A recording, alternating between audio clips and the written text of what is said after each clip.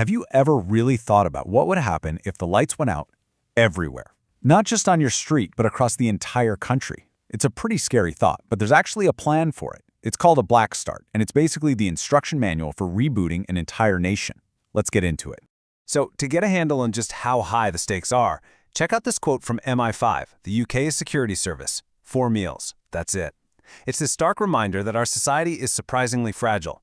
Take away power, you take away the food supply chain, and when people get hungry, well, things can break down, and they can break down fast. And the cost? Oh, it's just mind-boggling. The U.S. Department of Energy figures that power outages already cost American businesses about $150 billion every year. A total nationwide blackout would make that number look tiny. The entire economy would just stop. Okay, so you're probably thinking, this sounds like a movie plot, right? Purely theoretical. Well, not exactly. According to the UK's official risk assessment, there's a 1 in 200 chance of this happening in the next 5 years. That's a real, recognized risk that governments are actively planning for. So what would actually happen in those first few hours and days? This is where you see this terrifying domino effect kick in, where the failure of just one system, the power grid, starts to topple everything else. And man, it's scary how fast modern life just unravels. Within a couple of hours, your phone's basically a brick and all the trains have stopped. Within a day or two, there's no more running water. By the end of the week, even the old landline phones are gone. So let's talk about communication. Or, well, the lack of it. Those cell towers you see everywhere, they have backup batteries, sure, but those are only designed to last for a few hours. Once they die, that's it. No calls, no internet, no way to get information or reach anyone. You're completely in the dark, literally and figuratively. Then there's transportation. It just grinds to a complete halt. Electric trains are stuck on their tracks, airports shut down, traffic lights go out, which would be total chaos. And here's the kicker. Gas station pumps need electricity to work. So even if you have a car with a full tank of gas, once that runs out, you're not getting any more. And this might be the most dangerous failure of all for public health.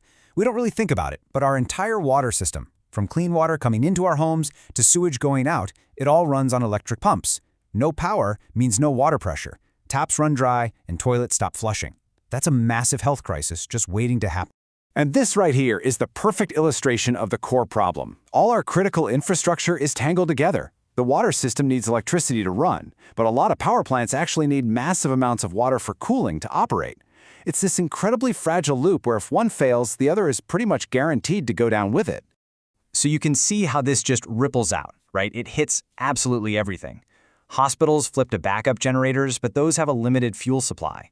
The financial system freezes because credit cards don't work and ATMs are empty.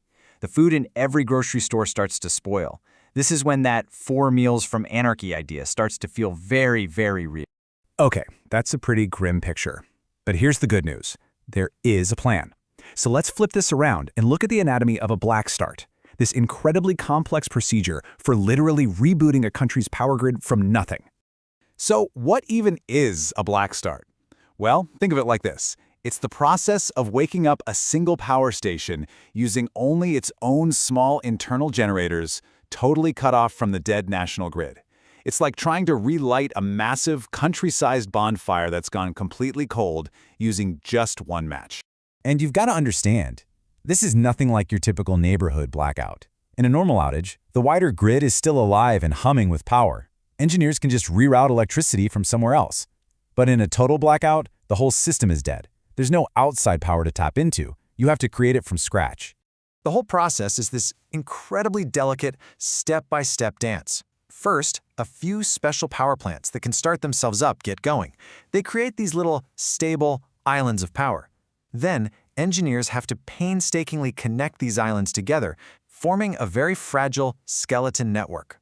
Only then can they begin to slowly, and I mean very slowly, bring cities and towns back online, one block at a time. And you have to go slow, because if you rush this, if you try to bring too much back online at once, the whole fragile system could just collapse all over again. So, how long does this careful reboot actually take? The answer might surprise you. So this is based on official worst-case scenario planning. And notice this, even after 2 full days, only about 60% of people might have their power back. Getting everyone back online could take a full week. And if you're in a rural area, you're probably going to be at the end of that list. This really paints the picture, doesn't it? The official goal is to get 60% of the power demand restored within 24 hours. That's a huge achievement, but it also means that 40% of the country, we're talking millions and millions of people, could still be sitting in the dark for up to a week. So what happens with the power that is available? Well, it gets rationed. They use something called rota disconnections, which is basically a fancy term for planned rolling blackouts. Critical places like hospitals and water plants get priority. For the rest of us, it would probably mean having power for just a few hours each day. Look, a black start is the absolute last resort. The real game is making sure we never need one in the first place. So let's look at the challenges ahead and the solutions being developed to build a grid that can actually withstand the storms of the future. So what's the biggest enemy here? Well, the data is pretty clear. Extreme weather, hurricanes, ice storms, heat waves, is the culprit over 86% of the time. But you can also see that intentional attacks, while still rare, are a growing concern for our aging systems. And here's where things get kind of tricky. The very thing we're doing to save the planet, shifting to green energy, actually makes this one specific problem harder. The old coal and gas plants we're shutting down have these huge, heavy spinning turbines. They act like a giant flywheel that keeps the grid's rhythm stable. Most renewables, like wind and solar, don't have that. They need to see a stable grid before they can connect. So during a blackout, they can't be the ones to create that first spark. That means we have to find new ways to anchor the grid, like with huge battery farms. But of course, technology is also coming to the rescue in some pretty amazing ways. Researchers are now using AI to sift through mountains of data from past disasters, like hurricanes. And what they're finding is incredible. These AI models can now predict how long power outages will last with more than 93% accuracy. And why is that a huge deal? Because it's a total game changer. It means authorities can stop just reacting to disasters and start getting ahead of them. They can predict where the worst damage will be, get repair crews in place beforehand, and make sure that power gets restored fastest to the hospitals, shelters, and communities that need it most.